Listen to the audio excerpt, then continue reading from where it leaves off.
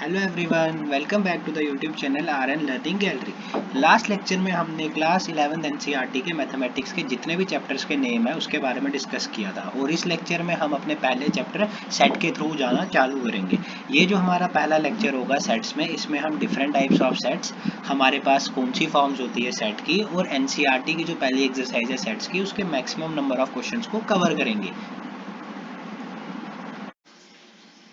तो हम सेट्स के बारे में स्टार्ट करते हैं, ठीक है ना। देखो यार, किसी भी चीज़ के बारे में पढ़ने से पहले, किसी भी चैप्टर के बारे में पढ़ने से पहले आपको ये चीज़ क्लियर होनी चाहिए कि उस चैप्टर में पढ़ने क्या वाले हो, ठीक है ना। तो यहाँ में हम पढ़ने वाले सेट्स के बारे में। सेट्स की एक सिंपल सी डेफिनेशन यहाँ पे दी हुई है, a well defined collection of objects in our thought is called set. अब देखो यार, इस डेफिनेशन को एक्सप्लेन करने के लिए मैंने यहाँ पे दो टाइप की एग्जाम्पल्स दी है। पहली वो एग्जाम्पल है जो सेट है और नीचे आपको वो एग्जाम्पल दी है विच आर नॉट सेट, ठीक है ना। अब इन एग्जाम्पल के थ्रू मैं आपको एक सिंपलेस्ट मैनर में समझाऊंगा कि यार सेट होता क्या। देखो यार, पहले एग्जाम्पल विच आर सेट्स में दिया हुआ है collection of students in our school. देखो यार, एक स्कूल में अगर कोई भी 5 या 6 बच्चे पढ़ रहे हैं, एग्जाम्पल लेके चलो, एक स्कूल में कोई भी 5 या 6 बच्चे पढ़ रहे हैं, ठीक है ना।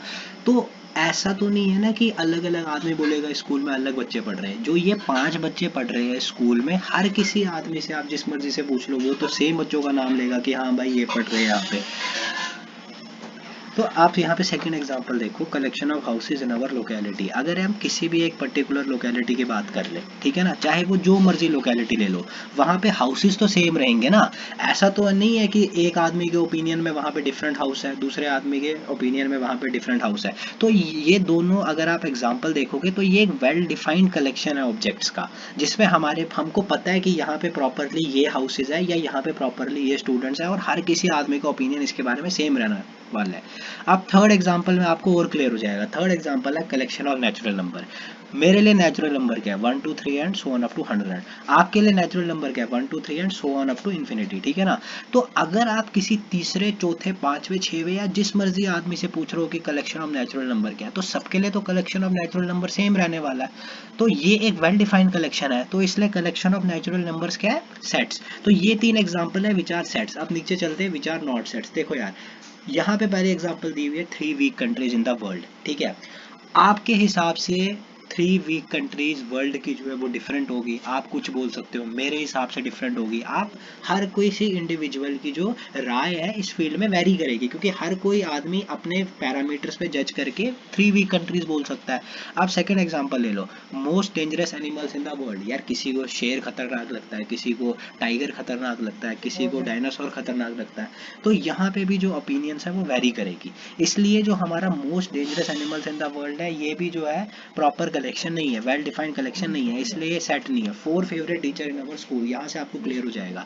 देखो यार, आप किसी भी स्टूडेंट से पूछ लो, हर किसी स्टूडेंट से पूछ लो, जो उसका जो 4 फेवरेट टीचर्स होगी वो हमेशा अलग अलग होगी। ऐसा ज़रूरी थोड़ी है कि आपके पास मैथ्स की टीचर आपको पसंद है तो दूसरे को भी वही पसंद होगी। आपको ये 4 टीचर पसंद है, दूसरे को भी वही टीचर पसंद होगी। तो ये ओपिनियन जो है 4 फेवरेट टीचर की, ये हर किसी के रिस्पेक्ट में वेरी करेगी, इसलिए these are not well defined collection.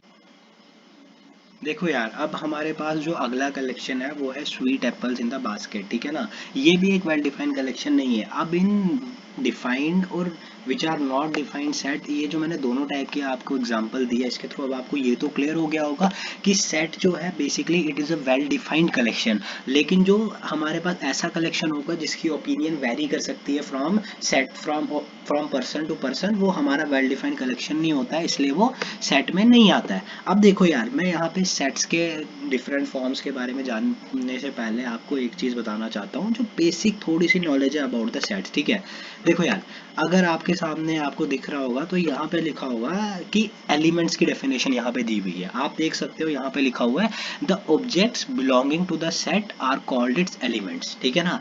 और यहाँ पे लिखा हुआ है a set is denoted by, आप सेट को किसी भी कैपिटल नंबर से डिनोट, किसी भी कैपिटल लेटर से डिनोट कर सकते हो। आप एस से डिनोट कर सकते हो, A B C D E F, जो आपकी मर्जी है उस लेटर से आप इसको डिनोट कर सकते हो, ठीक है ना। अगर आपको यहाँ पे एक और चीज दिख रही होगी लिखी हुई, if an element A belongs to a set then we can write A belongs to S, है ना। तो यहाँ पे ये जो आपका बिलोंग वाला आइकन है जिसपे मेरा कर्सर है, ये जो है बेसिकली ये सिंबल है बिलोंग का। अगर आप देख रहे हो तो ये जो है बेसिकली सिंबल है बिलोंग का, ठीक है ना।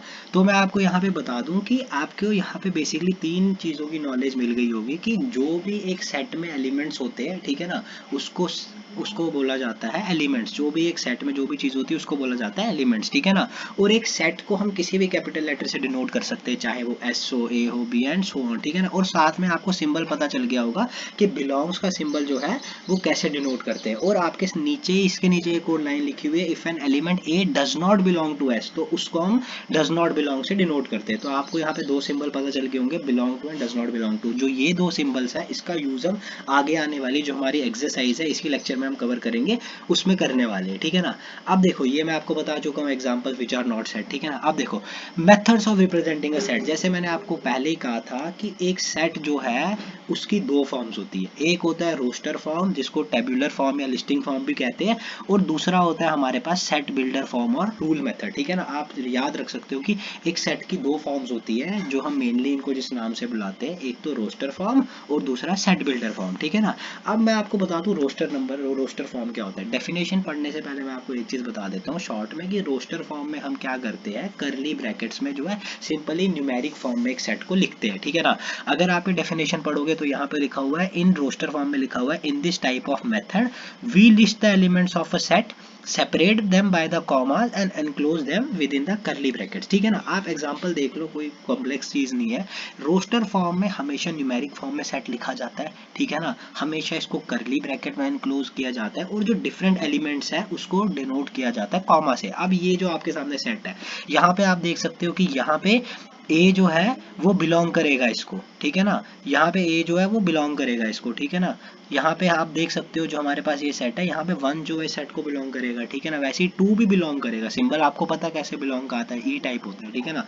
4 भी बिलोंग करेगा, 5 भी, 6 भी। अगर यहाँ पे मैं लिख दूं एक आपको ये कि 9 बिलोंग्स टू दिस, तो आपका आंसर क्या होगा कि 9 does not belong to this, ठीक है ना। क्योंकि यहाँ पे जो है कहीं पे भी इस सेट के अंदर 9 नहीं है, ठीक है ना। तो वैसे ही यहाँ पे और एग्जांपल्स दी हुई है कि आप देख सकते हो, अगर मैं आपको एक इक्वेशन दूं X square minus one is equal to 0, आप इसको सॉल्व करके निकाल सकते हो एक्स इज इक्वल टू 1 और एक्स इज इक्वल टू -1, ठीक है ना। तो ये 1 और -1 क्या है, ये बेसिकली एक न्यूमेरिक फॉर्म में है, ठीक है ना। तो ये भी कौन सी फॉर्म होगी, रोस्टर फॉर्म। अगर आपको इसको दिखाना है तो आप सिंपली इसको करली ब्रैकेट में डाल के 1 -1 दोनों एलिमेंट को सेपरेट करके दिखा सकते हो, ठीक है ना। वैसे ही हो गया सेट ऑफ वॉवेल्स, ठीक है ना। सेट ऑफ वॉवेल्स को दिखाने के लिए आप करली ब्रैकेट्स में इनको एनक्लोज करोगे रोस्टर फॉर्म में, ठीक है ना। फिर जितने भी हमारे वेरिएबल्स हैं ए ई आई ओ यू, उन सबको आपस में सेपरेट करोगे कॉमा से, ठीक है ना। ये हो गई हमारी पहली फॉर्म जो कि बिल्कुल ईजी है, जिसका नाम है रोस्टर फॉर्म, ठीक है ना। अब इसके बाद हमारी सेकंड फॉर्म आएगी जिसका नाम है सेट बिल्डर फॉर्म। देखो यार, एक मेजर डिफरेंस जो है रोस्टर फॉर्म और सेट बिल्डर फॉर्म में ये है कि जो रोस्टर फॉर्म है उसमें हमेशा जो हमारा एलिमेंट्स है वो न्यूमेरिक फॉर्म में लिखे जाते हैं, और जो सेट बिल्डर फॉर्म है उसमें जो हमारे एलिमेंट्स है वो वेरिएबल की फॉर्म में लिखे जाते हैं। देखो यार, यहाँ पे सिंपल सी डेफिनेशन है, in this method the elements of a set are represented in stated variables, ठीक है ना। यहाँ पे न्यूमेरिक फॉर्म नहीं होता, यहाँ पे वेरिएबल की फॉर्म होती है। अब यहाँ पे आपको पहले एग्जांपल में सबसे पहले जो टर्म, जो भी एग्जांपल आपको दी है वो रोस्टर फॉर्म में दी हुई है, बाद में हमने इसको कन्वर्ट किया हुआ है सेट बिल्डर फॉर्म में, ठीक है ना। आप पहली एग्जांपल में देख सकते हो, आपको लिखा हुआ है S is equal to curly bracket open 1 2 3 4 5 6 and curly bracket close. ये हमने पढ़ा हुआ है रोस्टर फॉर्म में, ठीक है ना। अब इसको हमने कन्वर्ट करना है सेट बिल्डर फॉर्म में, ठीक है ना, जो कि बेसिकली स्टेटेड वेरिएबल की फॉर्म होती है। अब इसको वेरिएबल फॉर्म में कैसे लिख सकते हैं, ठीक है ना। आपको हमेशा इसी फॉर्म में लिखना पड़ेगा जैसे मैंने लिखा हुआ है, S is equal to X, जो भी सेट है S A B C whatever it is, X S is equal to X such that, ये जो सिंबल है इसका मतलब होता है सच डैट, ठीक है ना। Such that X belongs to N. देखो यार, यहाँ पे आपको सीधा सीधा क्लियरली दिख रहा है कि जो हमने रोस्टर फॉर्म में लिखा है वो लिखा है 1 2 3 4 5 6, ठीक है ना। आपको पता है नेचुरल नंबर यही होते हैं 1 2 3 4 5 6। अब नेचुरल नंबर जो होते हैं वो खत्म नहीं होते, वो अप टू इन्फिनिटी होते हैं, ठीक है ना। इसलिए हमने आगे स्पेसिफाई करके कंडीशन लिखा हुआ है, क्योंकि 6 तक ही दी है, 6 के आगे नहीं दिया हुआ है, तो हमने यहाँ पे स्पेसिफाई करके लिखा हुआ है कि x such that x belongs to natural number, लेकिन जो x है इट इज लेस देन 7, ठीक है ना। अगर आप नीचे वाले सेट बिल्डर फॉर्म को रोस्टर फॉर्म में कन्वर्ट करोगे तो सीधी सी बात है 1 2 3 4 5 6 आएगा, क्योंकि 7 से आगे जा नहीं सकते, लेस देन 7 है। अब अगर ये, अब देखो, आप सेकंड एग्जांपल देखो, आप यहाँ पे दिया हुआ है a is equal to A E I O U, ठीक है ना। अब देखो, अब यहाँ पे ऑब्वियस ही बात है x की फॉर्म में लिखते हैं हम सच that x is a vowel, ठीक है ना। ऑब्वियस ही बात है। देखो यार, मैंने आपको बोला स्टेटेड वेरिएबल की फॉर्म लिखते हैं, तो आपने इसको स्टेटेड वेरिएबल की फॉर्म में लिख दिया, ठीक है ना। सिंपली देखो, अब आप पहली जो एग्जांपल है और जो आपकी तीसरी एग्जांपल है, आप इसको कंपेयर करोगे तो आपको बिल्कुल क्लियर हो जाएगा कि भाई रोस्टर फॉर्म होती क्या है। देखो यार, पहली में था 1 2 3 4 5 6, ठीक है, हमने लिखा, आपने देखा, ठीक है। अब सेट जो थर्ड एग्जांपल है, इसमें लिखा हुआ है जो हमारा सेट है, जो रोस्टर फॉर्म में सेट है, वो है 2 4 6 8 10। ये कौन से नंबर्स है? इवन नंबर्स, ठीक है। ये भी हमको पता है इवन नंबर्स किस फॉर्म में लिखे जाते हैं, 2n, ठीक है ना। ये भी पता है इवन नंबर इस फॉर्म में लिखे जाते हैं 2n की फॉर्म में, ठीक है। अब देखो यार, देखो यार, यहाँ पे लिखा हुआ है b is equal to X such that x is equal to 2n। ऊपर लिखा था x बिलोंग्स टू n, यहाँ पे लिखा है x is equal to 2n, क्योंकि वहां पे नेचुरल नंबर थे, यहाँ पे इवन नंबर है, ठीक है ना। और वहां पे लिखा हुआ है n बिलोंग्स टू n, जो कि इवन नंबर का रिप्रेजेंटेशन है। और यहाँ पे जो कंडीशन स्पेसिफाई की गई है वो की गई है n इज लेस देन 6। क्यों? क्योंकि यहाँ पे अगर हमारे पास रोस्टर फॉर्म में 10 के साथ 12 भी दिया होता तो हम बोल सकते थे कि भाई n जो है वो इसके बराबर होगा। लेकिन क्योंकि यहाँ पे रोस्टर फॉर्म में, इस एग्जांपल की बात कर रहा हूँ जहाँ पे कर्सर है, क्योंकि यहाँ पे दिया नहीं गया है कि रोस्टर फॉर्म में हमारे पास 12, ठीक है ना, तो यहाँ पे हमको स्पेसिफाई करनी पड़ेगी condition n is less then 6, ठीक है। Clear? Set builder form clear? अगर कोई भी डाउट है आप वीडियो को पॉज करके देख सकते हो, आपको क्लियर हो जाएगा। बिल्कुल इजी है सेट बिल्डर फॉर्म और रोस्टर फॉर्म, ठीक है ना।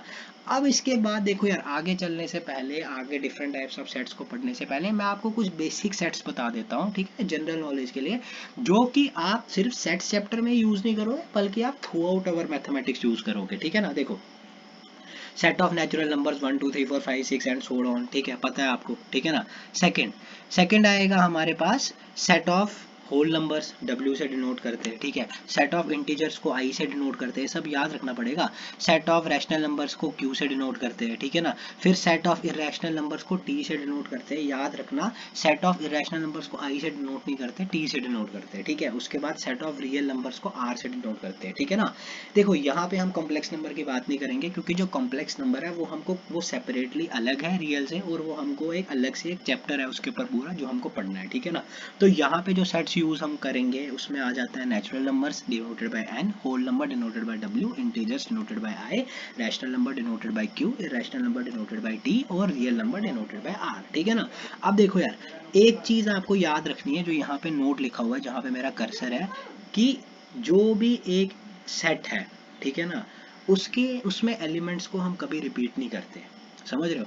हमेशा एक सेट में जो है एक एलिमेंट एक ही बार आता है।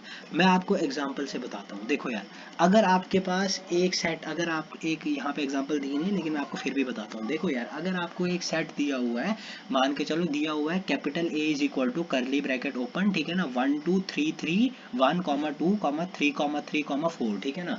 यहाँ पे जो 3 है वो 2 बार आ रहा है, ठीक है ना, तो इसलिए ये सेट नहीं है। अगर ये सेट होता तो ये जो 2 बार 3 है ना, इसकी जगह एक ही बार 3 आता, क्योंकि हम कभी भी एक सेट में एलिमेंट्स को रिपीट नहीं करते, ठीक है ना। यहाँ तक क्लियर? इसके बाद आगे चलते हैं, तो आगे आ जाता है जो आपने नया टॉपिक पढ़ना है, वो है types of set. Types of sets को स्टार्ट करने से पहले मैं आपको बता दूं कि यहाँ पे हम 4 टाइप्स ऑफ सेट्स के बारे में स्टडी करने वाले हैं, जिसमें सबसे पहला है नल सेट और वॉइड सेट, सेकंड सेट है फाइनाइट सेट, थर्ड सेट है इनफिनाइट सेट, और जो लास्ट टाइप ऑफ सेट है वो है सिंगलटन सेट। तो स्टार्ट करते हैं नल सेट और वॉइड सेट से। जो बेसिकली नल सेट, जैसे नाम से ही पता चलता है, जो नल सेट होता है वो सेट होता है जिसमें कोई भी एलिमेंट नहीं होता। अगर आप मेरे कर्सर को देख रहे हो तो इसका यहाँ पर डिनोशन दिया हुआ है नल सेट का, जिसमें हम या तो इसको 5 से डिनोट करते हैं जो ये है, या तो हम इसको डिनोट करते हैं करली ब्रैकेट से, जिससे हम नॉर्मल सेट को डिनोट करते हैं, लेकिन इसमें एक भी एलिमेंट नहीं है क्योंकि ये नल सेट है। तो अब अगर आप इसके एग्जांपल देखोगे जो दी हुई है, तो सबसे पहले एग्जांपल दी हुई है set of human beings on moon. Moon पे कोई भी ह्यूमन बीइंग नहीं है, तो अगर हम एक सेट बनाएंगे जो होगा set of human beings on moon, तो ऑब्वियस ही बात है ये नल सेट होगा, क्योंकि इसमें एक भी एलिमेंट नहीं होगा, क्योंकि चांद पे ह्यूमंस है ही नहीं। वैसे ही सेकंड एग्जांपल जो है इसकी, वो आएगी set of prime numbers greater than 2। अगर आपको पता होगा prime numbers greater than 2 exist नहीं करते, सॉरी मतलब मेरे कहने का मतलब है even prime numbers greater than 2 exist नहीं करते। तो ये चीज़ आपको पता होगी। तो अगर हम सेट बनाएंगे, क्योंकि 2 ही एक इकलौता इवन प्राइम नंबर है, तो अगर हम ऐसा सेट बनाएंगे जिसमें हमारा सेट होगा even prime number greater than 2, वो ऑब्वियस ही बात है नल सेट आएगा, क्योंकि उसमें कोई भी एलिमेंट नहीं आएगा। वैसे ही अगर आप थर्ड एग्जाम्पल हो गए, थर्ड एग्जाम्पल है X such that X square plus 1 is equal to 0। अगर आप इस इक्वेशन को सॉल्व करोगे वो आएगा X square is equal to -1, और वहां से आएगा X is equal to plus minus under root of -1, वो आएगा X is equal to iota. ठीक है ना। तो आयोटा जो है बेसिकली वो रियल नंबर में एग्जिस्ट नहीं करता, और कॉम्प्लेक्स नंबर पे हमने अलग से पूरा एक चैप्टर पढ़ना है। तो यहाँ पे अगर हम देखेंगे तो ये नल सेट में आएगा, क्योंकि ऐसा कोई भी रियल नंबर नहीं है जो जिसके अंडर रूट में नेगेटिव होता है। तो ये भी क्या हो गया, नल सेट। ठीक है ना। अब सेकेंड टाइप ऑफ सेट जो है वो हमने स्टडी करना है, वो है फाइनाइट सेट। अब फाइनाइट सेट इसके बारे में भी आपको नाम से पता चल जाएगा। फाइनाइट मतलब विच कैन बी काउंटेड। तो वो सेट जिसके एलिमेंट्स को हम काउंट कर सकते हैं उसको बोलते हैं फाइनाइट सेट। आप एग्जाम्पल से समझ जाओगे। Set of students in our school, हमारे स्कूल में जितने भी स्टूडेंट्स हम उसको काउंट कर सकते हैं। तो अगर इस पे एक सेट बनेगा वो क्या होगा, फाइनाइट सेट। सेकंड एग्जांपल अगर आप लोगे, set of human beings on earth. अब कई लोग बोलेंगे कि यार यहाँ पे तो set of human beings on earth को हम कैसे काउंट कर सकते हैं, तो ये तो इनफिनाइट सेट में आना चाहिए।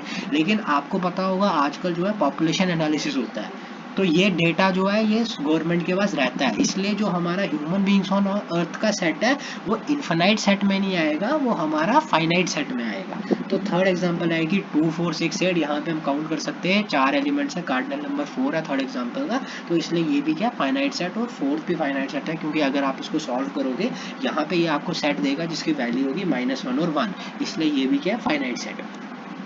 आगे चलते हैं इनफिनाइट सेट की तरफ। ये भी नाम इसके बारे में बताता है। वो एलिमेंट्स, वो सेट जिसके इनफिनाइट नंबर ऑफ एलिमेंट्स होते हैं उसको बोलते हैं infinite set. For example set of natural number. अब नेचुरल नंबर का अगर आप सेट बनाने बैठोगे वो आएगा 1 2 3 4 5 6 7 8 9 10 and so on up to infinity. ठीक है ना। तो क्योंकि इसमें फिक्स्ड नंबर्स नहीं है, क्योंकि नेचुरल नंबर इन्फिनिटी तक एग्जिस्ट करता है, इसलिए ये जो होता है इनफिनाइट सेट है। वैसे ही set of hairs on our head, आप में से कोई भी अपने सिर पे कितने बाल है उसको काउंट नहीं कर सकता, अपने हेयर को काउंट नहीं कर सकता। तो ये भी एक एग्जांपल आएगी इनफिनाइट सेट की। जो थर्ड टाइप ऑफ सेट है वो है सिंगलटन सेट। इसका भी नाम से पता चल जाता है, सिंगलटन मतलब सिंगल, सिंगल मीन्स 1। तो ऑब्वियस ही बात है वो सेट जिसमें सिर्फ एक एलिमेंट होगा उसको हम सिंगलटन सेट बोलेंगे। अगर आप यहाँ पे एग्जाम्पल देखोगे, पहले एग्जाम्पल जहाँ पे मेरा कर्सर है, A is equal to curly bracket में 3, हमारे पास एक सेट है ए जिसमें सिर्फ एक एलिमेंट है 3, तो इसलिए ये भी क्या है, सिंगलटन सेट है। अगर आप इसकी सेकंड एग्जांपल देखोगे वो आएगा b is equal to set of 5। ठीक है ना। हमको पता है 5, आपको पता होगा कि जो 5 है वो हमेशा जो होता है वो नल सेट होता है। लेकिन अगर आप 5 को एक करली ब्रैकेट में रखोगे तो जो 5 है ये सेट का एलिमेंट बन जाता है। इसलिए हमारे पास ऐसा सेट है जिसमें एक एलिमेंट है और वो एलिमेंट क्या, 5। तो ऑब्वियस ही बात है ये नल सेट नहीं रहेगा, सिंगलटन सेट बन जाएगा, क्योंकि इसमें एक एलिमेंट है। ठीक है ना। तो यहाँ पे हमने स्टडी किया 4 टाइप्स ऑफ सेट के बारे में, जो कि बहुत सिंपल है, जिनके बारे में आप उनके नाम से पता कर सकते हो। जिसमें हमने स्टडी किया finite set, infinite set, singleton set और नल सेट। ठीक है ना। अब हमने पढ़ना है इसके बाद कार्डिनल नंबर क्या होता है। कार्डिनल नंबर सिंपल सी चीज है, the number of elements of a set is called its cardinal number. ठीक है ना। आप देख लो यार, एक सेट है, कोई भी सेट ले लो आप, मान के चलो यहाँ पे सेट दिया हुआ है a इज इक्वल टू 1 2 3 4। ठीक है ना। कितने एलिमेंट्स है इसमें, 4। तो इसलिए इसका कार्डिनल नंबर क्या है, 4। अब रही बात कार्डिनल नंबर को डिनोट किससे करते हैं, इसको डिनोट करते हैं n से, क्योंकि यहाँ पे सेट a है तो इसलिए n of a is equal to 4। अगर यहीं पे जो हमारी सेकंड एग्जांपल है उसी की तरह अगर सेट b से डिनोट होगा, मान के चलो लिखा है b is equal to a e i o u, हमको पता है इसमें 5 एलिमेंट्स है, इसका कार्डिनल नंबर 5 है, लेकिन इसको डिनोट कैसे करेंगे, तो हम इसको डिनोट करते हैं n से। लेकिन क्योंकि सेट b से डिनोट किया है इसलिए n of b is equal to 5। वैसे ही अगर c से डिनोट किया होगा तो n of c is equal to जो भी उसका कार्डिनल नंबर है। ठीक है ना। अब इसके बाद हमने स्टडी करने हैं 2 और टाइप्स के सेट्स, जिसमें आ जाता है इक्वल सेट्स और इक्वलेंट सेट। ठीक है ना। इक्वल सेट जो होता है, देखो इक्वल सेट और इक्वलेंट सेट में काफी लोगों को कंफ्यूजन हो जाता है। जो इक्वलेंट सेट होता है, इक्वलेंट सेट सिंपली वो सेट होता है जिनका कार्डिनल नंबर सेम होता है। मतलब अगर हमारे पास 2 सेट है a एंड b, वो इक्वलेंट तब होंगे जब उनका कार्डिनल नंबर सेम होगा। जो यहाँ पे लिखा हुआ है a and b are called equivalent sets if their cardinal number are same. ठीक है ना। That is n of a is equal to n of b। ठीक है ना। अगर आप इसके एग्जांपल देखोगे, यहाँ पे लिखा हुआ है a हमारा सेट है वो है 1 2 3 और जो b हमारा सेट है वो है a b c। इनका कार्डिनल नंबर तो सेम है, n of a is equal to n of b है, लेकिन क्या दोनों के एलिमेंट्स बराबर है, नहीं। तो तो इसलिए ये क्या है, इक्वलेंट सेट। अब इक्वल सेट क्या होता है, इक्वल सेट और इक्वलेंट सेट में ये डिफरेंस है, जो इक्वल सेट होता है उसका कार्डिनल नंबर भी सेम होता है। अगर मेरे पास दो सेट्स है ए एंड बी, इसका कार्डिनल नंबर तो सेम होगा ही होगा, साथ ही साथ जो दोनों सेट्स के रिस्पेक्टिव एलिमेंट्स हैं वो भी सेम होंगे। अगर आप सेकंड एग्जांपल देखोगे तो यहाँ पे ए दिया हुआ है 1357 और बी दिया हुआ है 3715, इन दोनों का कार्डिनल नंबर क्या है 4, तो कार्डिनल नंबर क्या है सेम, ठीक है ना। अब इसके बाद इन दोनों के एलिमेंट्स भी सेम है, क्योंकि ए में क्या है 1 3 5 और 7 और बी में भी क्या है 1 3 5 और 7, तो ये दोनों क्या हुए इक्वल सेट्स। अगर आप इसकी दूसरे एग्जांपल देखोगे, पहला सेट है ए, वो दिया है ए इज इक्वल टू -1, और दूसरा सेट है बी, वो दिया हुआ है B is equal to X such that X square -1 is equal to 0। अगर आप बी सेट को सॉल्व करोगे, वहां से आपके पास जो सेट आ जाएगा वो होगा -1 और 1। तो ऑब्वियसली जो पहला और दूसरा हमारे पास ए और बी जो सेट दिया हुआ है सेकंड एग्जांपल में, उसमें दोनों में कौन सी एलिमेंट्स आएंगे, -1 और 1, तो दोनों इक्वल है क्योंकि एलिमेंट्स भी सेम है और साथ ही साथ जो इसका कार्डिनल नंबर है वो भी सेम है, इसलिए here A is equal to B. तो यहाँ पे मैं आपको एक रिमार्क दिखाऊंगा, यहाँ पे एक रिमार्क है, equal sets are equivalent but equivalent sets need not be equal. देखो यार 1.1 एक्सरसाइज जो है ये बहुत ही आसान एक्सरसाइज है, ठीक है ना। जिसने इससे पहले की वीडियो देखी है, जिसने कंसेप्ट देखा है, वो इसको आराम से खुद से कर सकता है, ठीक है ना। लेकिन जिसने कंसेप्ट नहीं पढ़ा वो इसको कभी नहीं कर सकता, ठीक है ना। तो स्टार्ट करते एक्सरसाइज का पहला क्वेश्चन जो है वो है, आपको बताना है which of the followings are sets, ठीक है ना। आपको पता है सेट क्या होता है, collection of well defined objects, ठीक है ना। अब देखो पहला जो क्वेश्चन, पहला जो पार्ट दिया हुआ है एनसीईआरटी में, मैं सब पार्ट कवर नहीं करूंगा, एक एक दो पार्ट हर क्वेश्चन से कवर करूंगा, बाकी आप खुद से प्रैक्टिस कर सकते हो, ठीक है ना। तो पहला जो पार्ट है वो दिया हुआ है the collection of all the months of a year beginning with letter J, ठीक है ना। आप मुझे एक चीज बताओ, ठीक है ना, एक साल में जितने भी महीने हैं जिनकी स्टार्टिंग जे से हो रही है, ठीक है ना, नेम की स्टार्टिंग जे से हो रही है, वो एक फिक्स्ड कलेक्शन होगा ना यार। हर कोई बंदा, हर किसी आदमी के लिए जनवरी जे से स्टार्ट होगा, कोई ऐसा बंदा तो है नहीं जिसके लिए मई जे से स्टार्ट होगा, ठीक है ना। तो ये जो है, ये जो एग्जाम्पल है ये वेल डिफाइंड कलेक्शन है, ठीक है ना, क्योंकि हर किसी का ओपिनियन जो है वो सेम रहेगा, इसलिए ये जो है एग्जाम्पल ऑफ सेट है। ऐसे ही आप बाकी भी देख सकते हो, आपको खुद से क्लियर हो जाएगा कि सेट्स कौन है और सेट्स कौन नहीं है। बस आपको इतना ध्यान रखना है कि जो वेल डिफाइंड कलेक्शन है वो सेट है और जो वेल डिफाइंड कलेक्शन नहीं है वो सेट नहीं है, ठीक है ना। अब नेक्स्ट क्वेश्चन है जो हमने करना है, write the following in roster form, ये क्वेश्चन नंबर 3 है, ठीक है ना। अब देखो यार, आपको पार्ट दिया हुआ है, आपको पता है रोस्टर फॉर्म मतलब आपको उसको सिंपली मतलब नंबर की फॉर्म में लिखना है, separated by commas and enclosed with in the close interval, ठीक है ना। पहली एग्जांपल है x such that x is an integer and -3 is less than x is less then 7, ठीक है ना। इसका मतलब सबसे पहले पहले एंड से पहले वाली स्टेटमेंट से आपको ये पता चलता है कि x जो है वो इंटीजर है, ठीक है ना। और कंडीशन दी हुई है कि x जो है वो -3 से बड़ा है लेकिन 7 से छोटा है। इसका मतलब -3 से बड़े नंबर्स लेने और 7 से छोटे नंबर, इसका मतलब जो -3 और 7 के बीच में नंबर्स आएंगे वो सब इसमें आएंगे, ठीक है ना।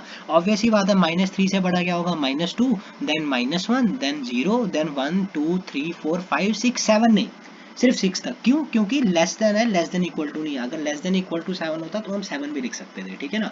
तो पहला क्वेश्चन क्लियर हो गया, ठीक है ना। उसके बाद थर्ड पार्ट है इस क्वेश्चन का, वो है x such that x is a 2 digit number and the sum of digits is 8, ठीक है ना। कौन कौन से नंबर आएंगे इसमें, ठीक है ना। सबसे पहले आप देख रहे हो 1 और 7 कितना आएगा 17, क्योंकि 1 + 7 कितना होता है 8। वैसे ही 26 आएगा, 2 + 6 कितना हो गया 8, 26, 35, 44, 53, 62, 71 और 80, ठीक है ना। तो ये वो नंबर है। देखो यार, अगर आपने इसमें देखा होगा तो आप चेक कर सकते हो, अगर आप थर्ड एग्जांपल देखोगे तो आपको आप नोटिस करो कि यहाँ पे जो है बाद में जो है पहले वाले एलिमेंट्स रिपीट होते हैं लेकिन इनवर्स करके, ठीक है ना। जैसे 17 है, बाद में आ गया 71 सेकंड लास्ट, आप देख सकते हो, ठीक है ना। वैसे ही यहाँ पे 26 है, वहाँ पे 62 भी आएगा, वैसे ही 35 है, 53 भी आएगा, ठीक है ना। तो ऐसे आप इजीली देख सकते हो कि मतलब आप इसको रोस्टर फॉर्म में कन्वर्ट कर सकते हो। ये आप जितनी प्रैक्टिस करोगे आप खुद से क्लियर होता जाएगा, ठीक है ना। नेक्स्ट है x such that x is a prime divisor of 60। अब वो नंबर्स आपको देखने हैं जो प्राइम भी है और 60 को डिवाइड भी करते हैं। एक तो 2, ठीक है, एक तो 3, एक तो 5, ठीक है ना। इसके बाद कोई ऐसा प्राइम नंबर नहीं है जो 60 को डिवाइड करेगा, ठीक है ना। इसके बाद नेक्स्ट क्वेश्चन है हमारा set of all letters in word trigonometry, ठीक है ना। ऑब्वियस ही बात है, आपने यहाँ पे क्या करना है, आपने सेट बनाना है, इसको TRIGNOMETRY, ठीक है ना, ये लिस्ट की फॉर्म में आ गया, ठीक है ना। तो ये हो गया रोस्टर फॉर्म इसका, ठीक है ना। उसके बाद आएगा set of all letters in word better, वैसे ही इसमें देखो, यहाँ पे आप बेटर वाली एग्जांपल में देखो, जो हमारे 6th एग्जांपल है जहाँ पे मेरा कर्सर है, आप यहाँ पे देख सकते हो कि जो आपका टी जो 2 बार होता है ना बेटर में, उसको हमने एक ही बार लिखा है, और ई भी 2 बार है लेकिन उसको भी एक ही बार लिखा है, क्योंकि मैंने आपको नोट में पहले ही बता दिया कि हमेशा सेट में एक एलिमेंट रिपीट नहीं होता। अगर बेशक 2 लेटर सेम है लेकिन वो एक ही बार आएंगे, वैसे ही अगर 2 बार 99 है तो वो एक ही बार आएगा। वैसे ही यहाँ पे हमने बेटर का रोस्टर फॉर्म लिखा हुआ है BETR, रिपीट नहीं होंगे चीजें, ठीक है। नेक्स्ट है, अभी पिछला था सेट बिल्डर फॉर्म में दिया था, रोस्टर फॉर्म में लिखना है। अब ये चीज थोड़ी करने वाली है, इसमें आपको रोस्टर फॉर्म में दिया हुआ है, आपको लिखना है इसको सेट बिल्डर फॉर्म में, ठीक है। सबसे पहले एग्जांपल है आपके पास a = 3, 6, 9 और 12, ठीक है ना। अब देखो यार, पिछले जब मैंने आपको इससे पहले एग्जांपल दिखाई थी रोस्टर और सेट बिल्डर की, वहां पे 2 का मल्टीपल था, वो आपने देखा होगा 2, 4, 6, 8। वैसे ये किसका मल्टीपल है, 3 का मल्टीपल, लेकिन x इज लेस देन 5। क्यों, 3 5 से कितना होता है 15, लेकिन वो तो रोस्टर फॉर्म में है ही नहीं, वो तो हमारे सेट में है ही नहीं, ठीक है ना। इसलिए इसका सेट बिल्डर फॉर्म बनेगा a = x such that x = 3n, क्योंकि 3 का मल्टीपल है, लेकिन जो n आएगा वो एक तो r को तो बिलोंग करेगा ही करेगा, ठीक है ना, लेकिन जो n जो है वो लेस देन 5 होना चाहिए। आप इसको ऐसे भी लिख सकते हो, x such that x = 3y, y belongs to r and y is less than 5, ठीक है ना। तो आपको इसको स्टेटेड वेरिएबल की फॉर्म में लिखना, जो आपने लिख दिया, ठीक है ना। आप बाकी एग्जांपल देखो, क्लियर हो जाएगा।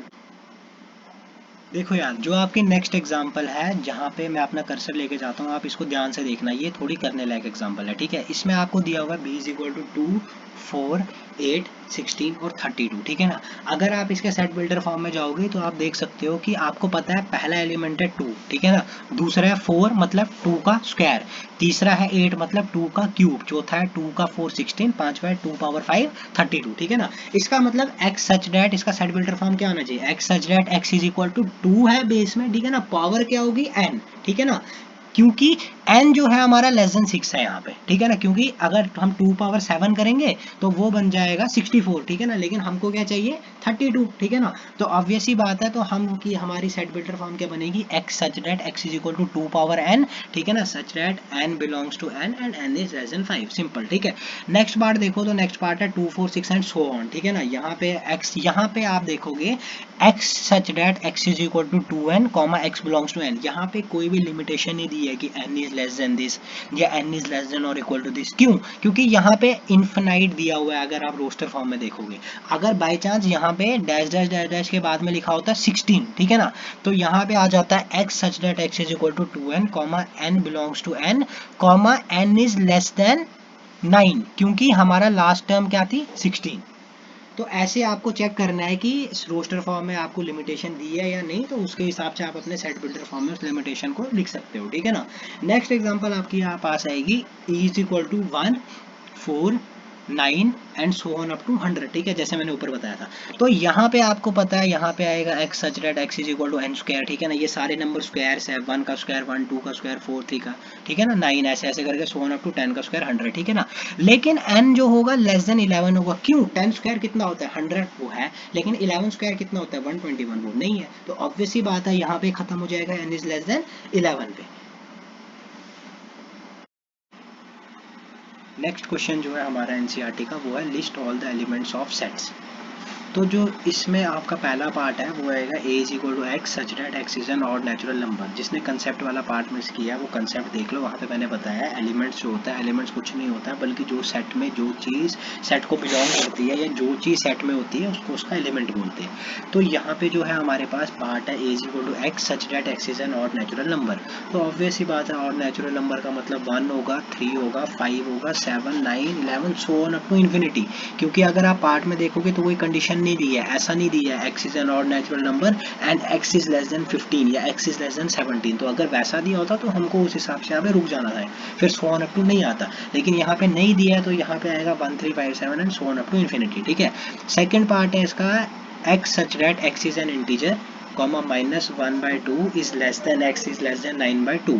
तो यहाँ पे अगर आप देखोगे तो आपको पता है -1/2 कितना होता है, -0.5, और 9/2 कितना होता है, 4.5। तो आपको वो इंटीजर्स देखने हैं जो -0.5 और 4.5 के बीच में आएंगे। तो ऑब्वियस ही बात है क्या होगा, माइनस वो आएगा 0, ठीक है ना, वो आएगा 1, वो आएगा 2, वो आएगा 3, वो आएगा 4। 5 नहीं लिख सकते यार क्योंकि लेस देन कितना है, 4.5। आप इस क्वेश्चन की बाकी सारी एग्जाम्पल खुद से कर सकते हो, मैं यहाँ पे सारे एग्जाम्पल नहीं बताऊंगा, बाकी कुछ आप प्रैक्टिस में कर लेना। लेकिन इस वीडियो के डिस्क्रिप्शन में मैं आपके साथ इस मटेरियल का PDF शेयर कर दूंगा, वहाँ से आपको जिस भी एग्जाम्पल की प्रैक्टिस करनी है आप खुद से कर सकते हो, ठीक है ना। नेक्स्ट क्वेश्चन में चलते हैं। नेक्स्ट क्वेश्चन जो है वो है आपको ये जो 6th क्वेश्चन दिया हुआ है, जहाँ पे मेरा कर्सर है वहाँ पे आपको दिया हुआ है एक एलिमेंट रोस्टर फॉर्म में, ठीक है ना। आपको इसको सेट बिल्डर फॉर्म में कन्वर्ट करना है, जैसे पहले किया था, x is a natural number and divisor of 6, ठीक है ना। वैसे आप सेकंड पार्ट देखो तो x is a prime number and divisor of 6, आपको अपने हिसाब से इसको रोस्टर फॉर्म में कन्वर्ट करना है। बाकी जो इसके पार्ट्स हैं वो आप खुद से कर सकते हो। तो हमारी पहली एक्सरसाइज जो है NCERT की कंप्लीट हो गई। तो इसी के साथ हम इस लेक्चर को ख़त्म करते हैं।